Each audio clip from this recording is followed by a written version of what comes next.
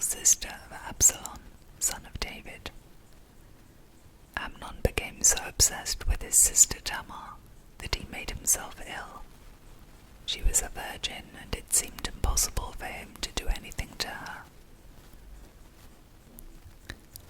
Now Amnon had an advisor named Jonadab, son of Shimeah, David's brother. Jonadab was a very shrewd man. He asked Amnon, "Why do you, the king's son, look so haggard morning after morning? Won't you tell me?" Amnon said to him, "I'm in love with Tamar, my brother Absalom's sister." "Go to bed and pretend to be ill," Jonadab said. "When your father comes to see you, say to him, 'I would like my sister Tamar to come and give me something to eat.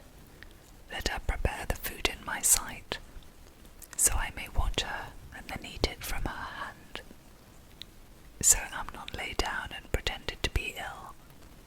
When the king came to see him, Amnon said to him, "I would like my sister Tamar to come and make some special bread in my sight, so I may eat from her hand." David sent word to Tamar at the palace, "Go to the house of your brother Amnon and prepare some food for him." So Tamar went to the house of her brother Amnon, who was lying down. She took some dough, kneaded it, made the bread in his sight, and baked it. Then she took the pan and served him the bread, but he refused to eat. "Send everyone out of here," Amnon said. So everyone left him. Then Amnon said to Tamar, "Bring the food here into my bedroom so I may eat from your hand." And Tamar took the bread she had prepared and brought it to her brother Amnon in his bedroom. But when she took it to him to eat, he grabbed her and said, "Come to bed with me, my sister." "No, my brother," she said to him, "don't force me. Such a thing should not be done in Israel. Don't do this wicked thing. What about me? Where could I get rid of my disgrace? And what about you? You would be like one of the wicked fools in Israel. Please speak to the king. He will not keep me from being married to you."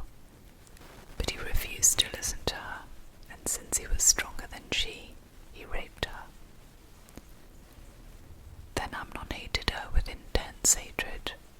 In fact, he hated her more than he had loved her. Amnon said to her, "Get up and get out." "No," she said to him, "sending me away would be a greater wrong than what you have already done to me." But he refused to listen to her. He called his personal servant and said, "Get this woman out of my sight and bolt the door after her." So his servant put her out and bolted the door after her. She was wearing an ornate robe, for this was the kind of garment the virgin daughters of the king wore. Tamar put ashes on her head and tore the ornate robe she was wearing. She put her hands on her head and went away, weeping aloud as she went. Her brother Absalom said to her, "Has that Amnon your brother been with you? Be quiet for now, my sister. He is your brother. Don't take this thing to heart." And Tamar lived in her brother Absalom's house, a desolate woman. When King David heard all this, he was furious. And Absalom never said a word to Amnon, either good or bad. He hated Amnon because he had disgraced his sister Tamar. 2 years later, when Absalom's sheep shearers were at Baal-Hazor near the border of Ephraim, he invited all the king's sons to come there. Absalom went to the king and said, "Your servant has had shearers come. Will the king and his attendants please join me?" "No, my son," the king replied. "All of us should not go. We would only be a burden to you." Although Absalom urged him, he still refused to go, but gave him his blessing. Then Absalom said, "If not, please let my brother Amnon come with us." The king asked him, "Where should he go with you?" But Absalom urged him,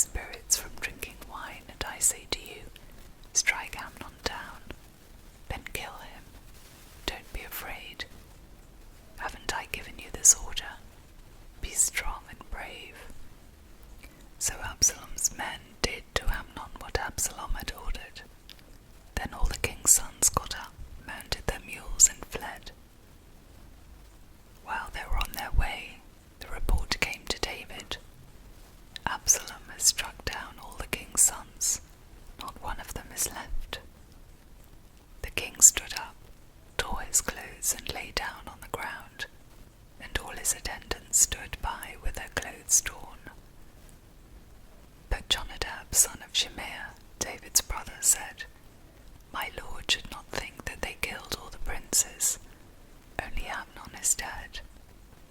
This has been Absalom's express intention ever since the day Amnon raped his sister Tamar. My lord the king should not be concerned about the report that all the king's sons are dead. Only Amnon is dead. Meanwhile Absalom had fled. Now the man standing watch looked up and saw many people on the road west of him coming down the side of the hill. The watchman went and told the king, "I see men in the direction of Horonim, on the side of the hill." Jonadab said to the king, "See, the king's sons have come. It has happened just as your servant said." As he finished speaking, the king's sons came in, wailing loudly. The king too and all his attendants wept very bitterly. Absalom fled and went to Talmai, son of Ammihud, the king of Geshur. But King David mourned many days for his son. After Absalom fled and went to Geshur, he stayed there 3 years. And King David longed to go to Absalom, for he was consoled concerning Amnon's death. Joab, son of Zeruiah, knew that the king's heart longed for Absalom. So Joab sent someone to Tekoa, and had a wise woman brought from there. He said to her, "Pretend you are in mourning, dress in mourning clothes, and do not use any cosmetic lotions. Act like a woman who has spent many days grieving for the dead. Then go to the king and speak these words to him." And Joab put the words in her mouth. When the woman from Tekoa went to the king, she fell with her face to the ground to pay him honor, and she said, "Help me, your majesty." The king asked her, "What is troubling you?" She said, "I am a widow, my husband is dead. I, your servant, had 2 sons. They got into a fight with each other in the field, and there was no one there to separate them. One struck the other and killed him. Now the whole clan has risen up against your servant. They say, 'Hand over the one who struck his brother down, so that we may put him to death for the life of his brother whom he killed. Then we will get ready of the heir as well.' They would put out the only burning coal I have left, leaving my husband neither name nor descendant on the face of the earth." The king said to the woman, "Go home, and I will issue an order in your behalf." But the woman from Tekoa said to him, "Let my lord the king pardon me and my family, and let the king and his throne be without guilt." The king replied, "If anyone says anything to you, bring them to me, and they will not bother you again." She said, "Then let the king invoke the Lord his God to prevent the avenger of blood from adding to the destruction, so that my son will not be destroyed." "As surely as the Lord lives," he said, "not one hair of your son's head will fall to the ground." Then the woman said, "Let your servant speak a word to my lord the king." "Speak," he replied. The woman said, "Why then have you devised a thing like this against the people of God? When the king says this, does he not convict himself? For the king has not brought back his vanished son. Like water spilled on the ground, which cannot be recovered, so we must die. But that is not what God desires. Rather, he devises ways so that a banished person does not remain banished from him. And now I have come to say this to my lord the king, because the people have made me afraid. Your servant thought, I will speak to the king. Perhaps he will grant his servant's request. Perhaps the king will agree to deliver his servant from the hand of the man who is trying to cut off both me and my son from God's inheritance. And now your servant says, may the word of my lord the king secure my inheritance, for my lord the king is like an angel of God,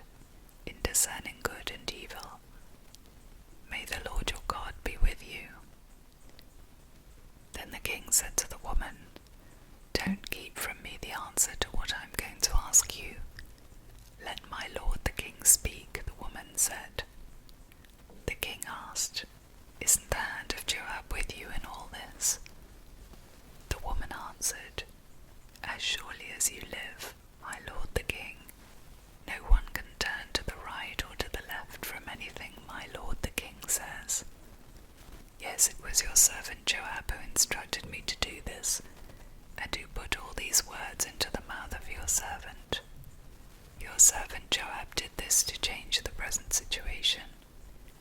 My lord has wisdom like that of an angel of God. He knows everything that happens in the land."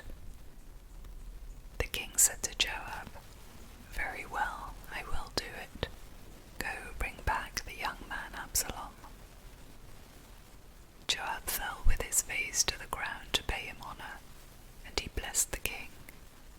Joab said, "Today your servant knows that he has found favor in your eyes, my lord the king, because the king has granted his servant's request." Then Joab went to Jeshurun and brought Absalom back to Jerusalem. But the king said, "He must go to his own house. He must not see my face." So Absalom went to his own house and did not see the face of the king. In all Israel there was not a man so highly praised for his handsome appearance as Absalom. From the top of his head to the sole of his foot there was no blemish in him. Whenever he cut the hair of his head, he used to cut his hair once a year, because it became too heavy for him. He would weigh it, and its weight was 200 shekels by the royal standard. 3 sons and a daughter were born to Absalom. His daughter's name was Tamar, and she became a beautiful woman. Absalom lived 2 years in Jerusalem without seeing the king's face. Then Absalom sent for Joab in order to send him to the king, but Joab refused to come to him. So he sent a second time, but he refused to come. Then he said to his servants, "Look, Joab's field is next to mine, and he has barley there. Go and set it on fire." So Absalom's servant set the field on fire. Then Joab did go to Absalom's house, and he said to him, "Why have your servants set my field on fire?" Absalom said to Joab, "Look, I sent word to you and said, 'Come here so I can send you to the king to ask, why have I come from Jeshurun? It would be better for me if I was still there. Now then, I want to see the king's face, and if I am guilty of anything, let me put him to death." So Joab went to the king and told him this. Then the king summoned Absalom, and he came in and bowed down with his face to the ground before the king, and the king kissed Absalom.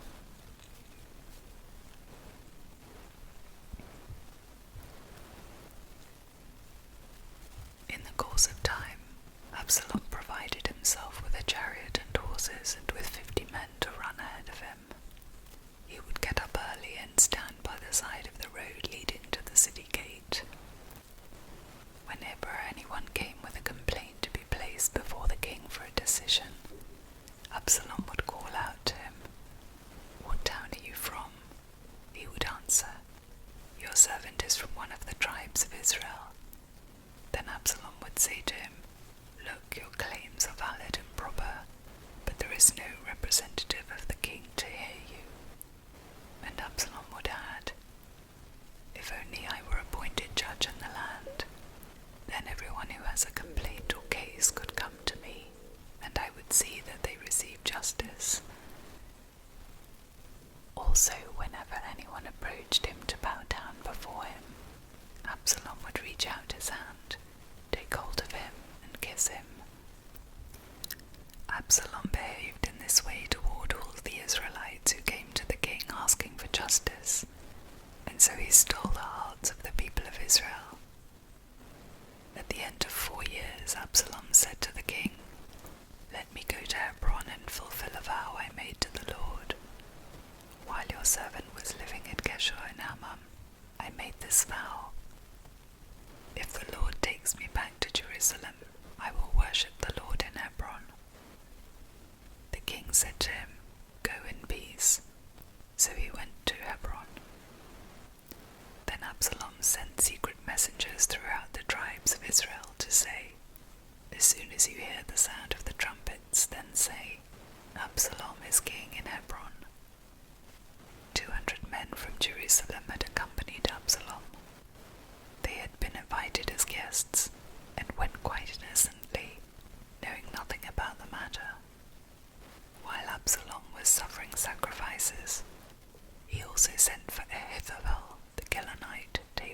counselor to come from Kylo, his hometown, and so the conspiracy gained strength, and Absalom's following kept on increasing. A messenger came and told David, "The hearts of the people of Israel are with Absalom." Then David said to all his officials who were with him in Jerusalem, "Come, we must flee, or none of us will escape from Absalom.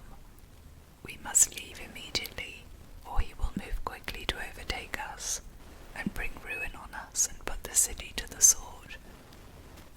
The king's officials answered him, "Your servants are ready to do whatever our lord the king chooses." The king set out with his entire household following him, but he left 10 concubines to take care of the palace. So the king set out with all the people following him, and they halted at the edge of the city. All his men marched past him, along with all the Kerethites and Pelethites, and all the 600 Gittites who had accompanied him from Gath marched before the king. The king said to Ittai the Gittite, "Why should you come along with us? Go back and stay with King Absalom. You are a foreigner, an exile from your homeland. You came only yesterday, and today shall I make you wander about with us, when I do not know where I'm going? Go back and take your people with you. May the Lord show you kindness and faithfulness." But Ittai replied to the king, "As surely as the Lord lives, and as my lord the king lives, wherever my lord the king may be, whether it means life or death, there will your servant be." David said to Ittai, "Go ahead, march on." So Ittai the Gittite marched on with all his men and the families that were with him. The whole countryside wept aloud as all the people passed by. The king also crossed the Kidron Valley, and all the people moved on toward the wilderness. Zadok was there too, and all the Levites who were with him were carrying the ark of the covenant of God. They set down the ark of God, and Abiathar offered sacrifices until all the people had finished leaving the city. Then the king said to Zadok, "Take the ark of God back into the city. If I find favor in the Lord's eyes, he will bring me back and let me see it at his dwelling place again. But if he says, 'I am not pleased with you,' then I am ready. Let him do to me whatever seems good to him." The king also said to Zadok the priest, "Do you understand? Go back to the city with my blessing. Take your son Ahimaaz with you, and also Abiathar's son Jonathan. You and Abiathar return with your 2 sons. I will wait at the fords in the wilderness until word comes from you to inform me." So Zadok and Abiathar took the ark of God back to Jerusalem and stayed there. But David continued up the Mount of Olives, weeping as he went. His head was covered and he was barefoot. All the people with him covered their heads too, and were weeping as they went up. Now David had been told, "Ahithophel is among the conspirators with Absalom." So David prayed, "Lord, turn Ahithophel's counsel into foolishness." When David arrived at the summit, where people used to worship God, Hushai the Archite was there to meet him, his robe torn and dust on his head. David said to him, "If you go with me, you will be a burden to me. But if you return to the city and say to Absalom, 'Your Majesty, I will be your servant. I was your father's servant in the past, but now I will be your servant,' then you can help me by frustrating Ahithophel's advice." Would the priests Zadok and Abiathar be there with you? Tell them anything you hear in the king's palace. Their 2 sons, Ahimaaz son of Zadok, and Jonathan son of Abiathar, are there with him.